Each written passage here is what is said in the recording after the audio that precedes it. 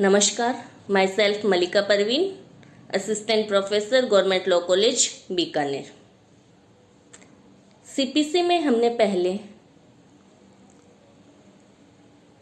Section 15 से लेके 25 तक किए। उसके बाद हमने सेक्शन 26 और ऑर्डर 4 किया और उसके बाद में हमने सेक्शन 27 और ऑर्डर 5 किया। आज हम सीपीसी में ऑर्डर 1 करेंगे। वादों के पक्षकारों का संयोजन यानी जॉइंट कैसे किया जा सकता है। ऑर्डर जैसा कि मैंने पहले बताया है कि फर्स्ट शेड्यूल में दिए हुए हैं। तो फर्स्ट शेड्यूल अनुसूची 1 में 51 ऑर्डर है, उसको 1 बाय 1 करके हम पढ़ते हैं। ठीक है, तो आज हम ऑर्डर 1 पढ़ते हैं। ऑर्डर 1 क्या कहता है? ऑर्डर 1 ये कहता है कि वादों के पक्षकार कौन होंगे? वादी और प्रतिवादी होते हैं। अब उनको मान लो बहुत सारे एक ही व्यक्ति कई व्यक्तियों के विरुद्ध अलग अलग वाद लेके आता है। वादी एक है और कई व्यक्तियों के विरुद्ध अलग अलग वाद लेके आता है, तो न्यायालय में के वादों का अंबार लग जाएगा।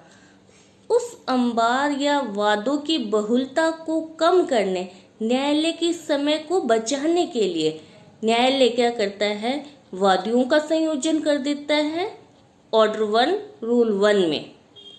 और अगर कई प्रतिवादी एक ही वादी द्वारा कई प्रतिवादियों के विरुद्ध वाद लाया रहा है, तो प्रतिवादियों को जॉइंडर वाद में कहाँ करता है?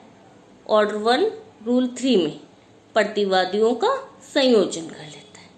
तो ऑर्डर 1 रूल 1 ये कहता है कि वादियों के रूप में संयोजित कौन किए जा सकते हैं। तो कई वादी हैं और एक ही प्रतिवादी के विरुद्ध वो वाद लाते हैं। तो वादियों का संयोजन तब किया जा सकता है जब ऑर्डर 1 रूल 1 में 2 शर्तें बताई हैं, वो शर्तें दोनों पूर्ण होनी चाहिए। एक शर्त पूर्ण होती है तो वादियों का संयोजन नहीं किया जा सकता, यानी ये मैंडेटरी है कि दोनों शर्तें पूर्ण होगी तभी न्यायालय वादियों का संयोजन कर सकता है किसी वादों का संयोजन में। फर्स्ट शर्त क्या है? फर्स्ट शर्त ये है कि प्रत्येक वादी जो अनुतोष पाने का हकदार है, वो अनुतोष एक ही कार्य या संव्यवहार से हुआ हो या एक ही कार्य या संव्यवहारों की आवली यानी श्रृंखला में उत्पन्न हुआ होना चाहिए। अगर वो कार्य अलग अलग कार्य या संव्यवहारों से उत्पन्न हुए तो वादियों का संयोजन नहीं किया जाएगा। यानी प्रत्येक वादी जो अनुतोष प्राप्त करने का हकदार हो रहा है, जो अलग अलग वादी वाद ला रहे हैं, मान लो 5-7 जो वादी हैं अलग अलग वाद ला रहे हैं और सभी के सभी एक ही कार्य या संव्यवहार से इफेक्टेड हुए हैं, प्रभावित हुए हैं, उस एक ही कार्य या संव्यवहार के कारण वो अनुतोष प्राप्त करने के हकदार हुए हैं, तो फिर उनका संयोजन किया जाएगा।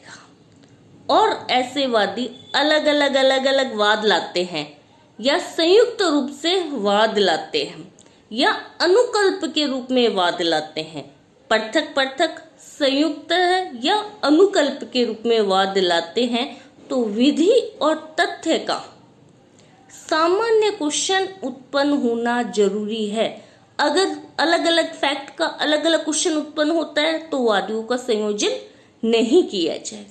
या विधि का अलग अलग क्वेश्चन उत्पन्न हो जाता है, मान लो एक वादी तो किराया मांग रहा है और एक वादी कब्जा मांग रहा है, एक वादी मानहानि के लिए प्रतिकर या अनुतोष मांग रहा है, तो यहाँ क्या है? तथ्य के अलग अलग क्वेश्चन उत्पन्न हो गए, तो यहाँ पर वादियों का संयोजन नहीं किया जा सकता। यानी 2 शर्तें क्या थी? फर्स्ट शर्त ये थी कि जो प्रत्येक वादी है जो अनुतोष प्राप्त करने का हकदार हो रहा है, वो एक ही कार्य या श्रृंखला से संव्यवहार से प्रभावित होना चाहिए। सेकंड जब अलग अलग वाद लाते हैं या संयुक्त लाते हैं या अनुकल्प के रूप में लाते हैं तो विधि और तथ्य का सामान्य कॉमन क्वेश्चन उत्पन्न होना जरूरी है। अगर ये दो शर्तें फुलफिल होती है तो न्यायालय वादियों का संयोजन कर सकता है। यानी जो अलग अलग वाद आए थे उन सब वादियों को क्या करेगा, एक साथ संयुक्त विचारण करेंगे। फिर न्यायालय वादियों का संयोजन होने के बाद उन सब वादों का एक साथ संयुक्त विचारण किया जाएगा। एग्जाम्पल, जैसे क या ए ने बी और सी के साथ ये कॉन्टैक्ट किया कि मैं आपको 1000 बोरे गेहूं के प्रदान कर दूंगा। दोनों के साथ, बी और सी के साथ एक ही समय में एक ही कॉन्टैक्ट किया, मैं आप दोनों को 1000 बोरे गेहूं के प्रदान कर दूंगा। लेकिन ए ने कॉन्टैक्ट का बीच कर दिया, संविदा भंग कर दी। उसने ना बी को गेहूं दिए ना सी को गेहूं दिए। तो अब बी और सी दोनों क्या हो गए, अनुतोष प्राप्त करने के हकदार हो गए। तो वो बी और सी अलग अलग वाद लाते हैं या संयुक्त रूप से वाद लाते हैं तो न्यायालय क्या करेगा, यहाँ विधि और तथ्य का सामान्य क्वेश्चन उत्पन्न हुआ है, वो दोनों के दोनों ए से अनुतोष प्राप्त करना चाह रहे हैं तो कॉमन क्वेश्चन तथ्य का उत्पन्न हो गया, फैक्ट का कॉमन क्वेश्चन उत्पन्न हुआ है तो यहाँ न्यायालय वादियों का संयोजन कर देगा। अब आता है ऑर्डर 1 का रूल 2। 1 में तो क्या किया, ऑर्डर 1 रूल 1 में तो वादियों का संयोजन किया। अब ऑर्डर 1 रूल 2 में पृथक विचारण का भी आदेश दे सकता है न्यायालय। यानी न्यायालय ने ऑर्डर 1 रूल 1 में तो क्या है, वादियों का संयोजन कर दिया। संयोजन करने के बाद में न्यायालय को लगता है वाद के विचारण में उलझन होगी या विलंब होगा, यानी बहुत सारे वादी आ गए तो विचारण करने में उलझन होगी या विलंब होगा, तो न्यायालय वहाँ क्या करता है, वादियों को ये निर्वाचन करने का अधिकार देता है या कह सकता है, निर्वाचन करने को कह सकता है कि आप या तो क्या है पृथक विचारण कराएं या तो पृथक विचारण के लिए आवेदन कर दें या अन्य कोई आदेश न्यायालय दे सकता है जो न्याय हित में हो या जो न्याय करने में समीचीन हो या आवश्यक हो।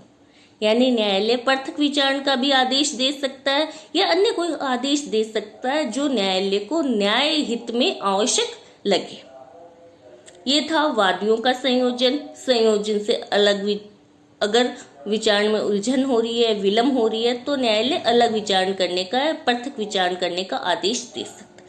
अब आता है ऑर्डर 1 रूल 3। रूल 3 ये कहता है जिस तरह रूल 1 में वादियों का संयोजन हुआ उसी प्रकार रूल 3 में प्रतिवादियों का भी संयोजन बताया है। मान लो कोई एक व्यक्ति है, वही 2 शर्तें पूरी करनी है, रूल 1 वाली रूल 3 में दोनों शर्तें वही पूरी करनी होती। अगर कोई व्यक्ति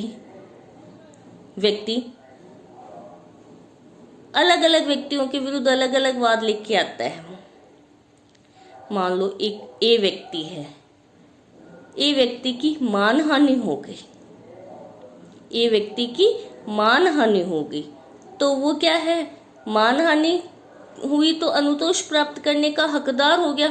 तो वो क्या करता है, अखबार के संपादक पे, प्रकाशक पे, मुद्रक पर सभी को क्या करता है, उन सबके विरुद्ध संयुक्त वाद लेकर आता है। तो यहाँ पर न्यायालय क्या करता है, विधि तथ्य का सामान्य क्वेश्चन था, वादी जो अनुतोष प्राप्त करने का जो हक उत्पन्न हुआ वो एक ही कार्य या संव्यवहार से उत्पन्न हुआ है। यानी मानहानि हुई तो अखबार वाले सारे के सारे जिम्मेदार हो गए, तो वो उन सबको के विरुद्ध संयुक्त वाद लेके आता है और न्यायालय क्या करता है, प्रतिवादियों का संयोजन कर देता है। तो प्रतिवादियों का संयोजन कब किया जा सकता है, वो 2 शर्तें ही आवश्यक हैं। क्या, फर्स्ट कि ऐसे व्यक्तियों के विरुद्ध अनुतोष पाने के अधिकार की उत्पत्ति, यानी प्रतिवादियों के विरुद्ध अनुतोष पाने के अधिकार की उत्पत्ति एक ही कार्य या संव्यवहार से हुई है या कार्य या संव्यवहारों की आवली से हुई है, यानी श्रृंखला से हुई है। सेकंड, जब ऐसे व्यक्तियों के विरुद्ध पृथकता वाद लाया जाता है तो विधि और तथ्य का सामान्य क्वेश्चन उत्पन्न होता है। ये दोनों शर्तें फुलफिल करना आवश्यक है, आदेशात्मक है। अगर एक शर्त पूरी होती है तो प्रतिवादियों का संयोजन नहीं किया जाएगा। दोनों शर्तें फुलफिल होगी तब ही किसी वाद में प्रतिवादियों को संयोजित किया जा सकता है। एग्जाम्पल, जैसे मैंने समाचार पत्र वाला बताया, या जैसे ए की एक बस है, बी की एक कार है। ए की बस है, बी की कार है, दोनों की टक्कर हो जाती है और टक्कर से सी को चोट लगती है। तो सी ए और बी के विरुद्ध अलग अलग वाद लेके आता है अनुतोष प्राप्त करने के लिए। अलग अलग वाद लेके आता है। तो दोनों शर्तें फुलफिल हो रही है या नहीं हो रही? फर्स्ट शर्त क्या था? एक ही कार्य या संव्यवहार क्या था? बस की और कार की टक्कर होना। सेकंड, वो अलग अलग वाद लेके आया, सी अलग अलग वाद लेके आया, दोनों वादों में तथ्य का सामान्य क्वेश्चन उत्पन्न हो रहा है। वो दोनों से, ए और बी से, दोनों से क्या अनुतोष प्राप्त करना चाह रहा है, तो यहाँ पर प्रतिवादियों को संयोजित किया जा सकता है। फिर आता है रूल 3A। 3A और रूल 2 एक समान है। रूल 2 में तो क्या है, जब एक के अनुसार वादियों का संयोजन किया, उससे उलझन हुई तो अलग अलग करने का आदेश, विचारण करने का आदेश दे दिया।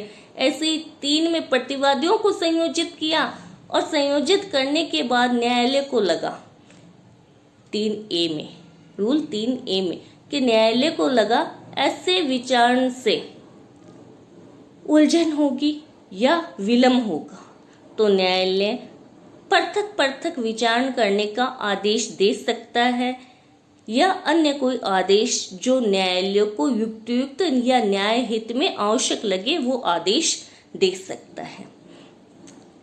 फिर आता है rule 4।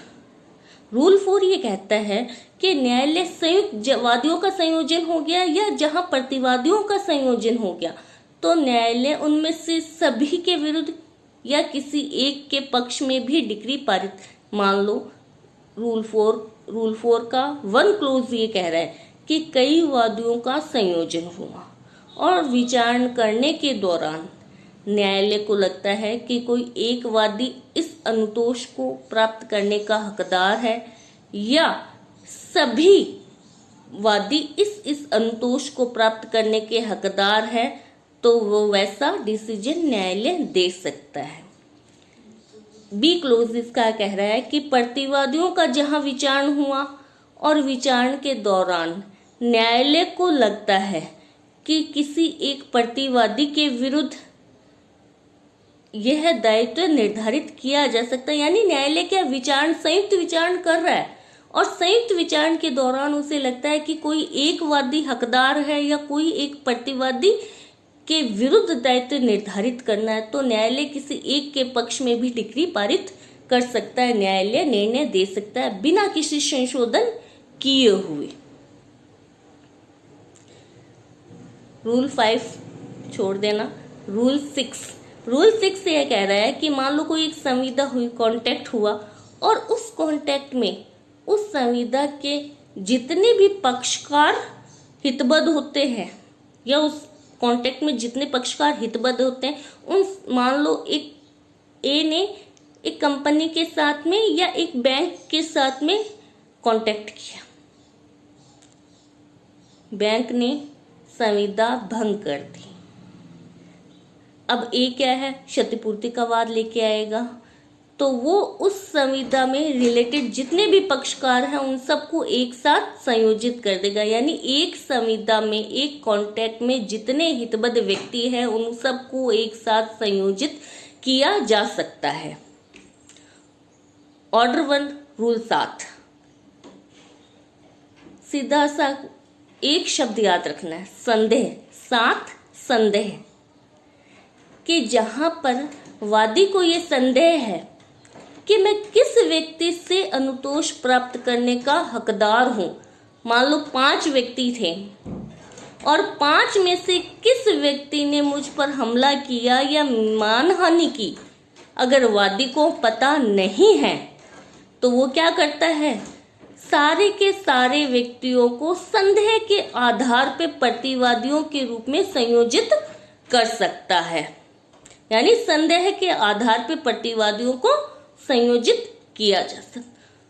Order 1 rule 8 very important है। प्रतिनिधिवाद क्या होता है? प्रतिनिधिवाद, प्रतिनिधिवाद में क्या है कि ये सुविधा का सिद्धांत है। इसको सुविधा का सिद्धांत भी कहते हैं। क्यों कहते हैं? कि मान लो कई व्यक्ति हैं और उन सब के द्वारा या उनके विरुद्ध एक वाद संस्थित किया जाता है और सबका क्या है, एक ही हित है, सामान्य हित है, सभी व्यक्तियों का हित सामान्य है। तो वो क्या करते हैं, सभी व्यक्ति अपने में से ही किसी एक को या अन्य को, यानी एक व्यक्ति को या कई व्यक्तियों में से 2 या 3 को अपना प्रतिनिधि अपॉइंट कर लेते हैं। तो इसको प्रतिनिधिवाद कहते हैं कि कई व्यक्तियों का जब कोई एक व्यक्ति प्रतिनिधित्व करता है वो वाद प्रतिनिधिवाद कहलाता है। तो एक ही वाद में एक ही हित रखने वाले बहुत सारे व्यक्ति हैं। एक ही वाद में एक ही हित रखने वाले बहुत सारे व्यक्ति हैं। तो इसका रूल 8 का ए और बी, जो फर्स्ट पॉइंट है उसका ए और बी थोड़ा इम्पोर्टेंट है, ध्यान से सुनना, कि जब हितबद्ध व्यक्ति सभी व्यक्तियों की ओर से या उनके फायदे के लिए कोई वाद लाया जाता है, की ओर से और उनके फायदे के लिए कोई वाद लाया जाता है, तो न्यायालय की अनुज्ञा से, न्यायालय की परमिशन लेके ऐसे व्यक्ति अपने में से किसी एक या अधिक व्यक्तियों को अपना प्रतिनिधि अपॉइंट कर लेते हैं, जो या तो वाद उनकी ओर से वाद ला सकते हैं या प्रतिरक्षा कर सकते हैं। तो फर्स्ट पॉइंट का जो ए क्लोज है उसका इंपॉर्टेंट शब्द क्या है, न्यायालय की अनुज्ञा से, न्यायालय की परमिशन लेके वो अपना प्रतिनिधि अपॉइंट करते हैं। इसका बी क्लोज, मान लो एक ही वाद में क्या है, बहुत सारे व्यक्ति हैं और वो एक वाद लेके आते हैं, सारे के सारे आ जाते हैं न्यायालय में, सारे के सारे वादी या प्रतिवादी के हैसियत सारे के सारे आ जाते हैं। वहां न्यायालय ये निर्देश देता है कि आप अपने में से किसी एक या अन्य अधिक व्यक्तियों को अपना प्रतिनिधि अपॉइंट कर लो, जो या तो वाद ला सकता है या आपकी ओर से प्रतिरक्षा कर सकता है। तो बी क्लोज का पॉइंट इंपॉर्टेंट शब्द क्या है, न्यायालय निर्देश देता है कि आप अपना प्रतिनिधि अपॉइंट कर लो। रूल 8 का सेकंड पॉइंट ये कहता है कि जब कोई प्रतिनिधिवाद लाया जाता है तो न्यायालय क्या है, उन सब हित व्यक्तियों पर, चाहे वादियों की ओर से लाया जा रहा है चाहे प्रतिवादियों की ओर से लाया जा रहा है प्रतिनिधिवादी वाद, तो सब पर तामील व्यक्तिशः कराएगी, यानी हर एक पे अलग अलग तामील करवाएगी जहां तक साध्य हो। लेकिन जहां साध्य ना हो वहां न्यायालय क्या है, लोक विज्ञप्ति द्वारा तामील कराने का निर्देश दे सकती है। थर्ड पॉइंट ये कह रहा है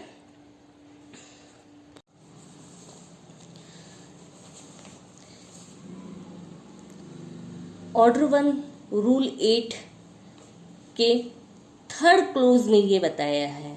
ऑर्डर 1 रूल 8 का थर्ड क्लोज ये कहता है कि अगर कोई वादी या प्रतिवादी के रूप में अब हितबद्ध है, वाद में प्रतिनिधिवाद कंटिन्यू चल रहा है, उसका विचारण चल रहा है, और कोई व्यक्ति कहता है कि वादी के रूप में हितबद्ध हूँ, या कोई व्यक्ति प्रतिवादी के रूप में दायित्वाधीन है, तो उसको पक्षकार के रूप में जोड़े जाने के लिए न्यायालय में आवेदन किया जा सकता है। और न्यायालय को लगता है युक्तियुक्त लगता है तो न्यायालय क्या है, ऐसे व्यक्ति को वादी या प्रतिवादी के रूप में, प्रतिनिधिवाद में वादी या प्रतिवादी के रूप में संयोजित या जोड़ सकती है उसका नाम। ऑर्डर 1 रूल 8 का 4 क्लोज ये कहता है कि मान लो कोई प्रतिनिधिवाद चल रहा है तो उस प्रतिनिधिवाद में वो प्रतिनिधि, चाहे एक है या अधिक व्यक्ति प्रतिनिधि बनाए हुए हैं, वो उस वाद में ऑर्डर 23 के रूल 1 के तहत दावे के किसी भाग का परित्याग नहीं कर सकते, या ऑर्डर 23 रूल 1 के सब क्लोज 3 के तहत वो दावे के किसी भाग को विड्रॉ भी नहीं कर सकते, या ऑर्डर 23 नियम 3। क्या 3 चीजें बताई मैंने इसमें? ऑर्डर 23 रूल 1 का सब क्लोज 1 क्या परित्याग नहीं कर सकते। ऑर्डर 23 रूल 1 का सब क्लोज 3 विड्रॉ नहीं कर सकते। ऑर्डर 23 रूल 3 के तहत वो समझौता नहीं कर सकते। तीनों ही चीजें नहीं कर सकते जब तक कि न्यायालय की अनुमति ना हो और हितबद्ध व्यक्तियों की सहमति ना हो। ना परित्याग कर सकते, ना विड्रॉ कर सकते, ना समझौता कर सकते हैं।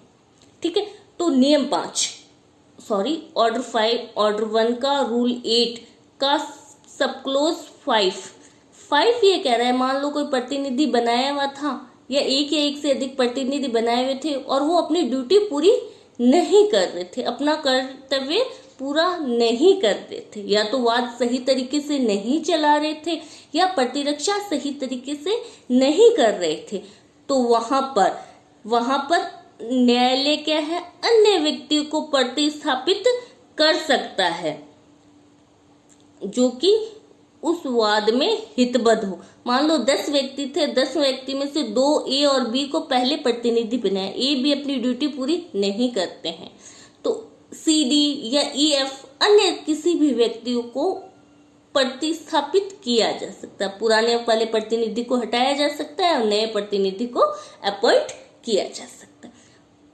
नियम 8 का सब क्लोज 6, यह जो 6 जो सब क्लोज है वो हम पहले भी वैसा सब क्लोज कहीं पढ़ चुके हैं। कहाँ पढ़े?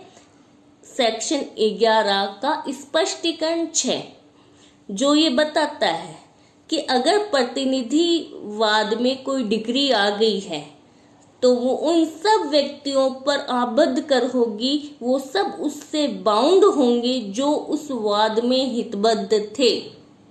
सेम वही पॉइंट यहाँ पर भी है। तो याद करने का क्या तरीका है?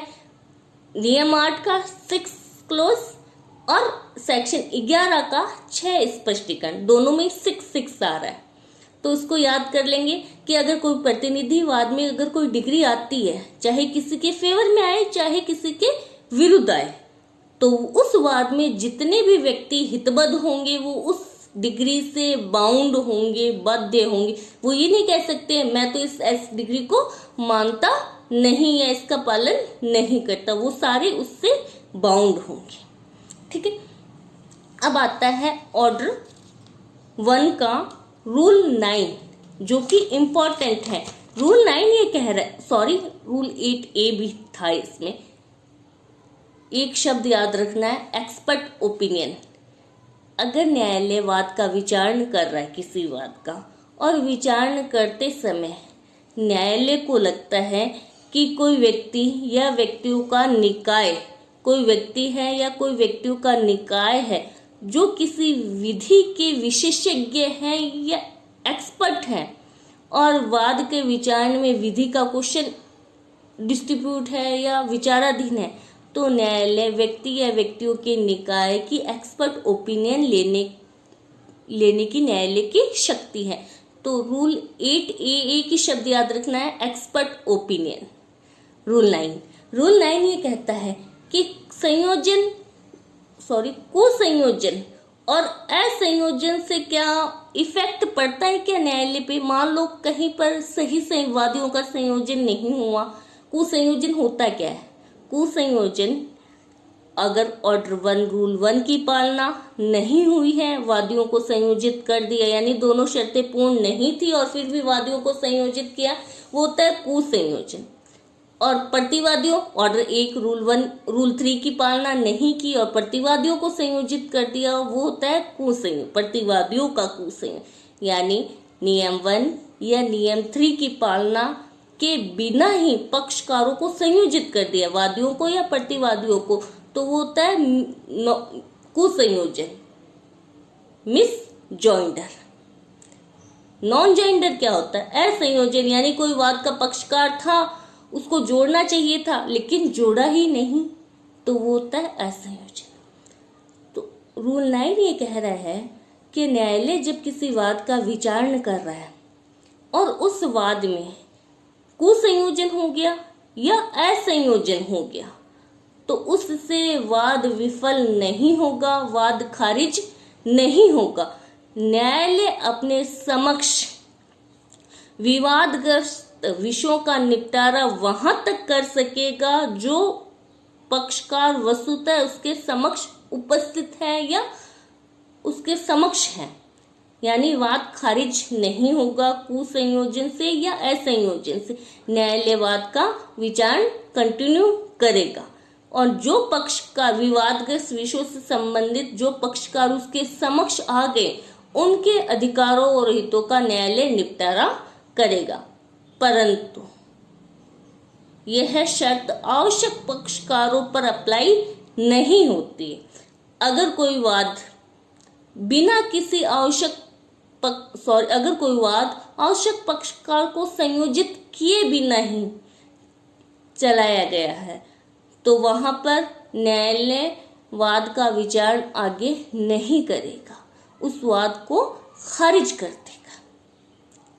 परंतु में यह आया कि आवश्यक पक्षकारों पे ये शर्त लागू नहीं होती। अब आवश्यक पक्षकार होते कौन है?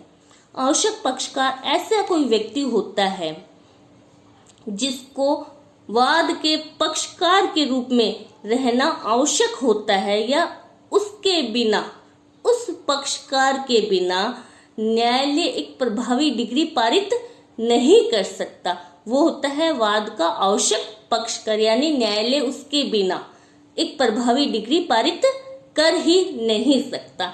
एग्जाम्पल, जैसे ABCD 4 भाई हैं, ABCD 4 भाई हैं और 4 भाइयों में से A व्यक्ति यानी A भाई ने अपने पिता E के खिलाफ एक वाद फाइल किया प्रॉपर्टी का विभाजन करवाने का, प्रॉपर्टी का विभाजन करवाने का।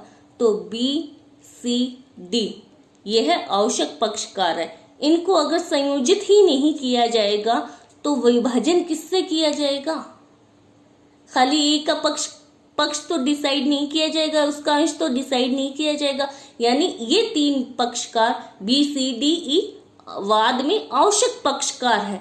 अगर इनको संयोजित नहीं किया जाता तो न्यायालय एक प्रभावी और बाध्यकारी डिग्री पारित नहीं कर सकता है। अगर किसी वाद में आवश्यक पक्षकार को जोड़ा ही नहीं जाता है तो न्यायालय क्या करता है? वाद को खारिज कर देता है। ऐसे ही सेक्शन 99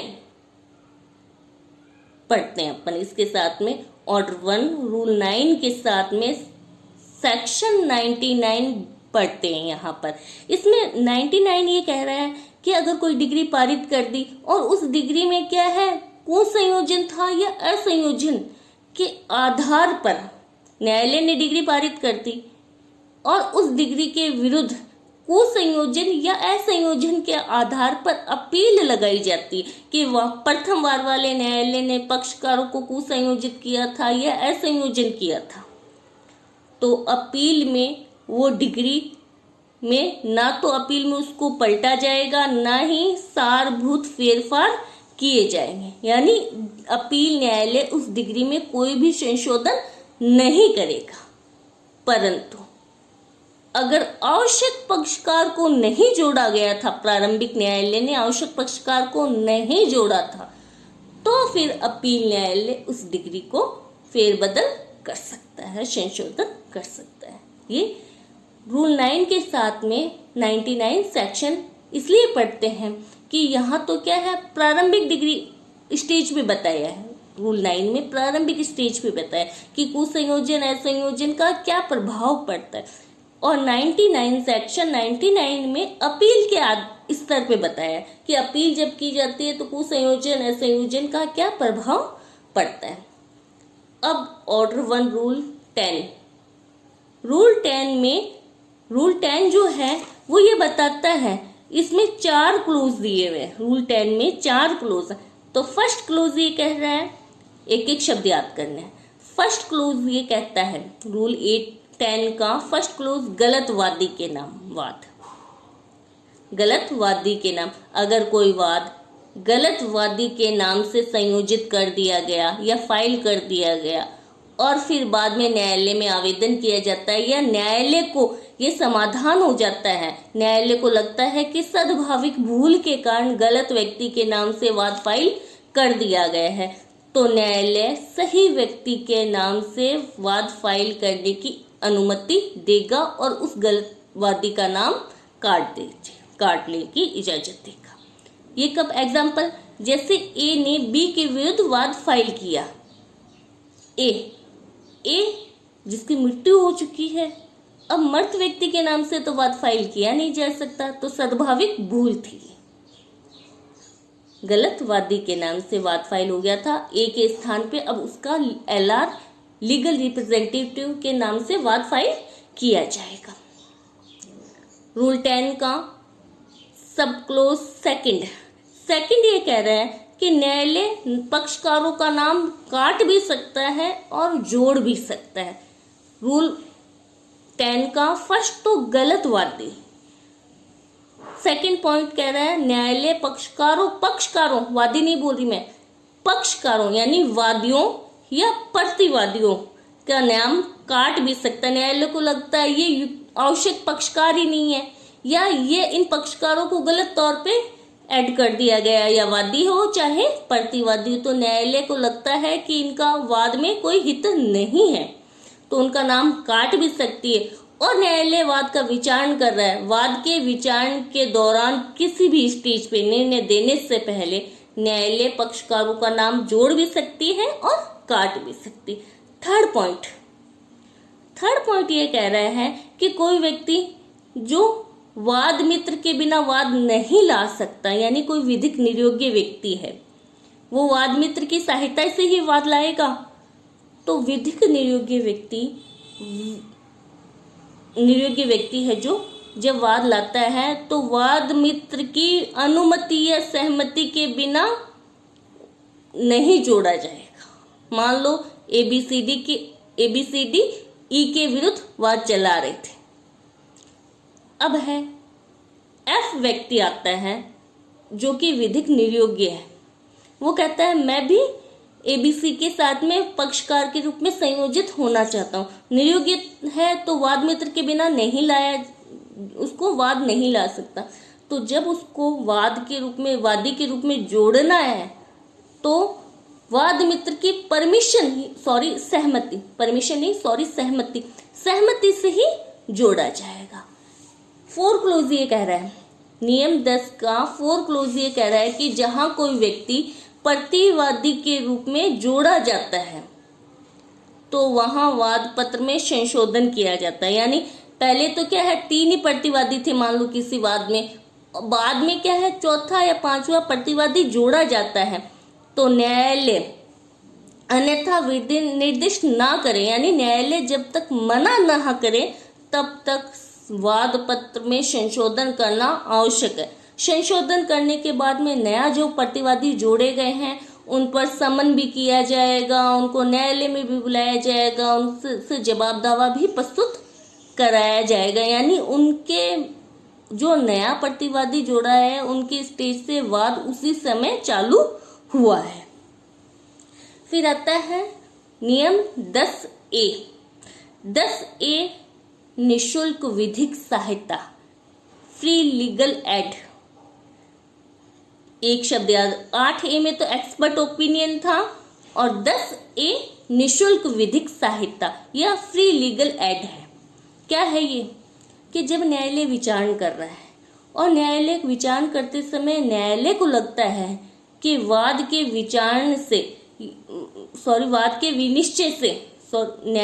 विनिश्चय से किसी पक्षकार का हित प्रभावित होने वाला है और उस पक्षकार का कोई प्लीडर नहीं है, उसका प्रतिनिधित्व किसी प्लीडर द्वारा नहीं किया जा रहा, तो वहां न्यायालय क्या करता है? प्लीडर से स्वविवेकानुसार न्यायालय सुओ मोटो प्लीडर से अनुरोध करता है कि आप इस पक्षकार या इस व्यक्ति का प्रतिनिधित्व करें, इसके वाद को या तो उसकी ओर से लड़ें या उसकी ओर से प्रतिरक्षा करें, यानी फ्री लीगल एड न्यायालय उपलब्ध करवाता है यहाँ पर। फिर आता है 12, नियम 12।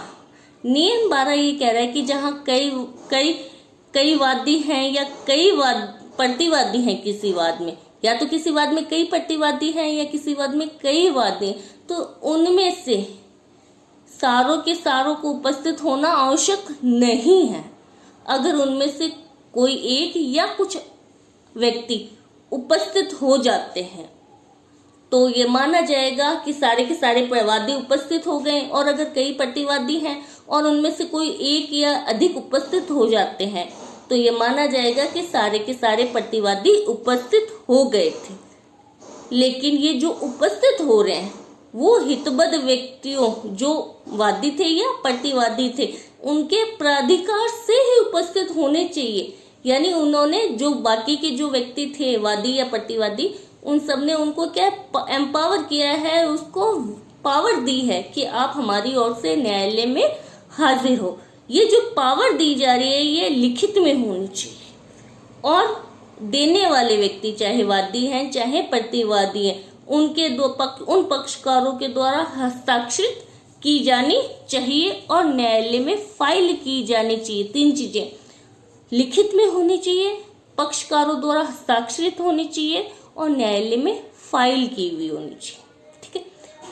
ऑर्डर 1 का रूल 13 वेरी इंपॉर्टेंट। 13 ये कह रहा है, नियम 13 ये कह रहा है कि कुसंयोजन या असंयोजन के बारे में ऑब्जेक्शन कब किया जा सकता है। जॉइंडर, मिस जॉइंडर या नॉन जॉइंडर के बारे में ऑब्जेक्शन करना है तो कब किया जाएगा।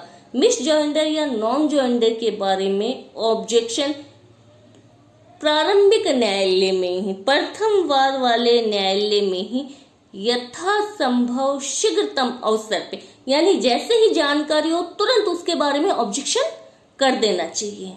वेट नहीं करना चाहिए कि कुछ सामने वाला कहेगा तो मैं ऑब्जेक्शन करूंगा। जैसे ही नॉलेज में आता है कि पक्षकारों को कुसंयोजित किया गया है या असंयोजन किया गया है तो तुरंत जैसे ही जानकारी में आए शीघ्र ही तुरंत ऑब्जेक्शन कर दिया जाए। और जिन मामलों में या जिन वादों में इशू फ्रेम होते हैं उनमें इशू फ्रेम के समय या उससे पहले ही ऑब्जेक्शन करना चाहिए। अगर ऑब्जेक्शन यथासंभव शीघ्रतम अवसर पे या इशू फ्रेम होते हैं उस अवसर पे नहीं किया गया तो माना जाएगा कि ऑब्जेक्शन करने के अधिकार का त्याग कर दिया, वो ऑब्जेक्शन करना ही नहीं चाहते हैं। ये था ऑर्डर 1 रूल 13 तक नियम थे। इसमें पक्षकार वादों में पक्षकार यानी वादियों को संयोजित कैसे किया जाता है, संयोजन joinder, miss joinder, non joinder कैसे किया जाता है, उसके इफेक्ट क्या होते हैं, ये सब कुछ ऑर्डर 1 में बताया था। Thank you so much.